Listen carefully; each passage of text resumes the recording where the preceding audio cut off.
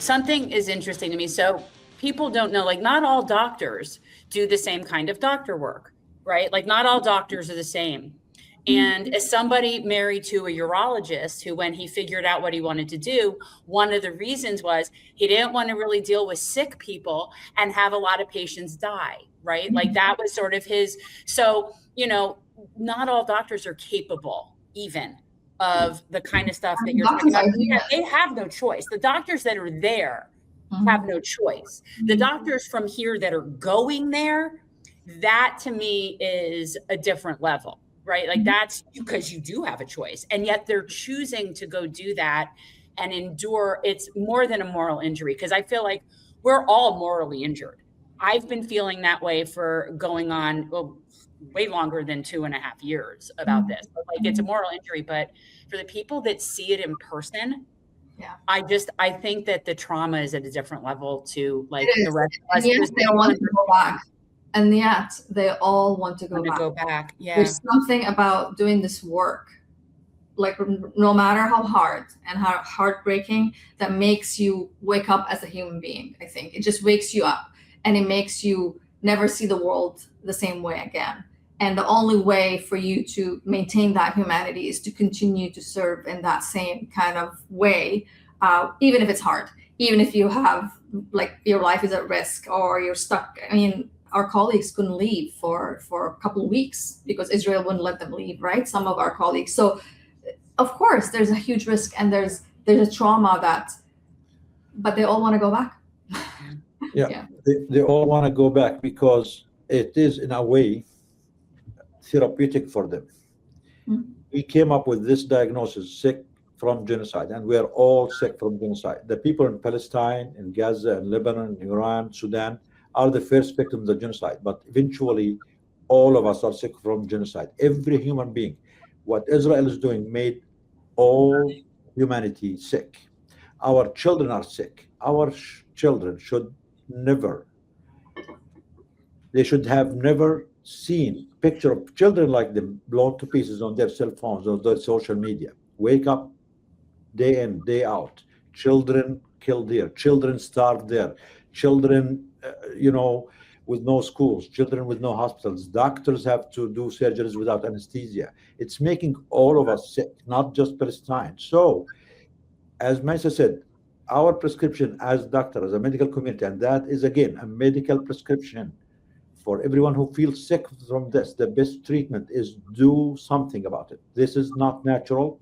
This is not normal. Should never be normal. No one should accept it. And if you are actually silent, it's your loss, because you are internalizing this anti-human complicity inside you, and this will lead to mental illness down the road.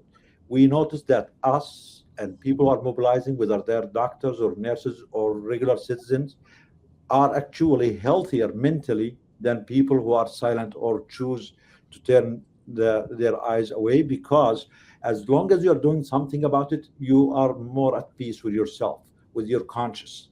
I know it's still hard. I know, I'm not saying it's easy. The doctors who go there intentionally, as you mentioned, and knowing that they're gonna face this, it's not fun. It's not like you're going on a vacation. This is the most traumatic experience of your life. But the fact that you are at least did what you can, that has so much psychological and moral and ethical meaning for all of us, because I don't want my children or my grandchildren or anyone else down the road, 10 years down the road, to ask me, what did you do when Trump threw a nuclear bomb on Iran, when Israel committed the genocide in Palestine, when 30 million Sudanese people were starved to death and displaced, Congolese people being exploited. These are things that are affecting our humanity, and anyone who respects their own humanity should not stay silent. Each one of us has the capacity and the agency to do something. It can be big, it can be small, but we have to do something. Staying completely silent is harmful for your own health, and you will pay for it health-wise down the road. And despite, as you said, all the exposure that people go through there, mentally they are stronger, and that's why they keep asking to go back, because it's just therapeutic, because you are trying to stop it, you are trying to help, you are trying to do something when everyone else have failed. And a lot of them form Oh, I'm sorry. Go ahead. I mean, a lot of them like form long-lasting relationships and friendships with the doctors they work with, because you end up working in the worst kind of condition. Yeah. And like we hear this consistently. We hear that the doctors in Gaza are exceptional. They actually don't need somebody to come and tell them what to do. But yeah, I think that is right. Like there's just like not enough of them, and Israel keeps attacking them or killing them, or arresting them. We had a doctor that was detained for 2 years, and he was sharing testimony of immense torture, and yeah. So that so there's many reasons why these doctors choose and healthcare workers choose to go there and go back, and then they just become part of this. In a way, it's a beautiful action, trying to change. It is right? Most definitely. It is. And then coming back and sharing testimony, and some of them get repressed. A lot of them get repressed for sharing. Well, I feel like we're all bearing witness to this, and it's taking its toll. And some people just have better seats than the rest of us, right? It's at some point. But I just wanted to say, Dr. Jabbour, are you sure you're a real doctor? You sound very holistic. You sound very, because I'm married to one, like I said, and you sound like very holistic and understanding the interconnectedness of the universe more so than the MD I'm married to. So I'm just putting that out there. That you seem to have. I'm actually at work now, and one of the nurses just called me. There's a patient waiting. So yes, I am a real doctor. And no, that's fine. I mean, I have my colleague taking care of them. We have 2 doctors on call now. But you're not in an emergency room. You're not in an emergency room. I'm here at the urgent care, so we have 2 doctors on staff. So don't worry, we're covered. So I made sure we are covered. But yes, I'm a real doctor, and I actually believe in traditional medicine. But again, traditional medicine alone is not enough, and we have to add all these. Anything that impacts life is part of medicine. If you deprive a community here, if they are poor, that affects their health, then it is our duty as medical doctors to intervene, to advocate for them, to provide for them. If ICE is attacking hospitals, is threatening children in schools and putting them at risk, that is a medical, also a medical call too, and it is our duty to advocate for them. So anything that impacts life, anything that impacts health is part of our job and part of true traditional medicine. We have a say that freedom is medicine, because anyone who's oppressed can never be healthy. They will pay for it in their health, in their psychology. So freedom is medicine, liberation is medicine, end of injustice is medicine, end of occupation is medicine, not using our taxes to kill other children, people in front of our eyes. We don't work here day and night as American people just to make ends meet, for our petition to take our money to send billions of dollars of bombs to other countries to kill other people, children. This is all within the scope of medicine, and I really think we want to expand this. This way we can save more lives. Let me guess, you think everybody should have health care? Do you think everybody's entitled to health care? That's crazy. Health care is a human right. Oh my God. Yes, okay. Health care is a human right, especially now when Trump, they want to increase the budget of the defense, defense contractors. That's not defense. 1.5. Yeah, exactly. It's not defense. The budget of war, the Department of War. So they want to increase it from 1 trillion to 1.5 trillion. At the same time, cut down on Medicaid for the poor people, basic services for our children. Our infrastructure is collapsing, but the defense contractors and the Zionist lobbies and special interests are actually, so not everyone is mad actually these days. There are people who are making more money now than they have ever dreamed of. It's just war upon a war upon a war. And I have actually patients who do work in some of these factories. They're working overtime. They cannot keep up with how much weapons they need to make.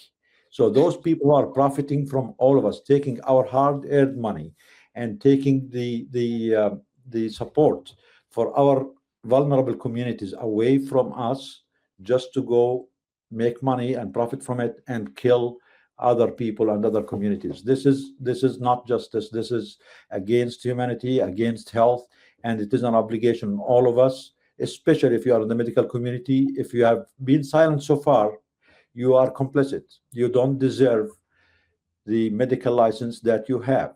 You are committing a malpractice. You are betraying your oath and your profession. Your profession is advocate for life, for health, for justice everywhere. Every human being, every life is equal, whether they are in Congo or in Detroit or in LA or in Gaza or in Iran. If you fail one community, you are failing them all.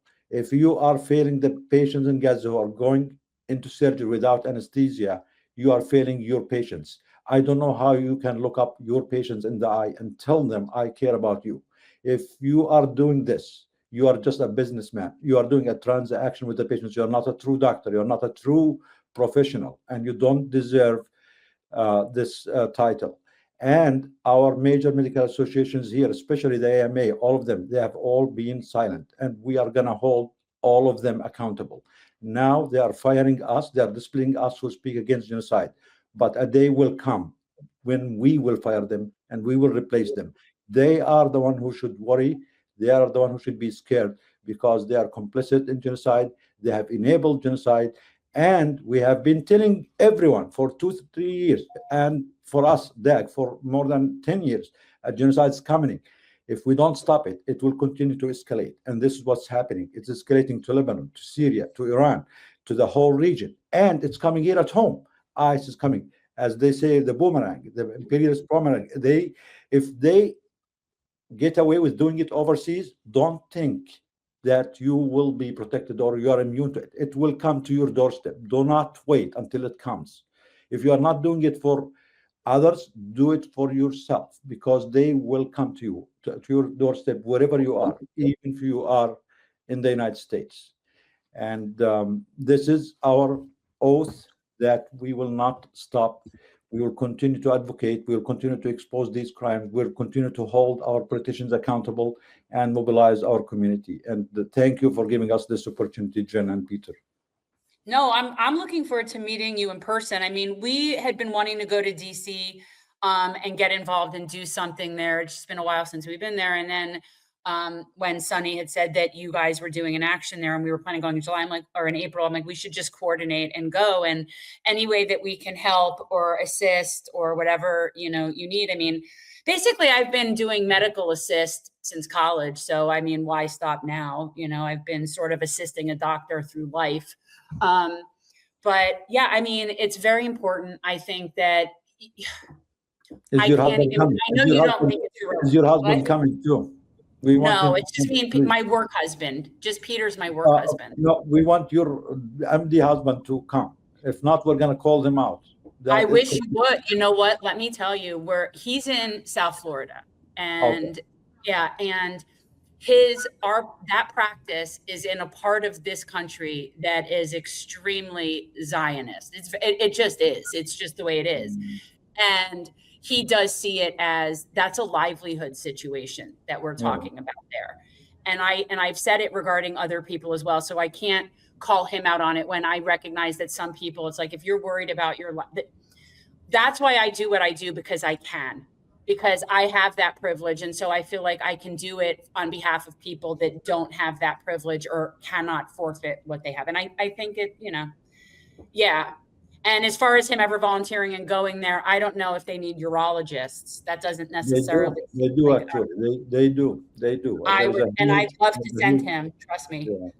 But again, we're not asking everyone to just take every risk under the sun.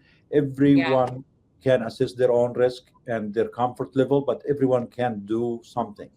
I agree with you that some people, if they do speak up, if they are very, outspoken, they might lose their livelihood, and we're not encouraging them to do so. But there are other ways for them that they can support. They can support petition, they can support calls, they can donate. So everyone has a role to play. I mean, we have to mobilize. I think we, the people, have more power than those in power if we mobilize a critical mass of us. The only reason they are winning, the only reason they are controlling our destinies is because the majority of us are either silent or apathetic or just turning their eye.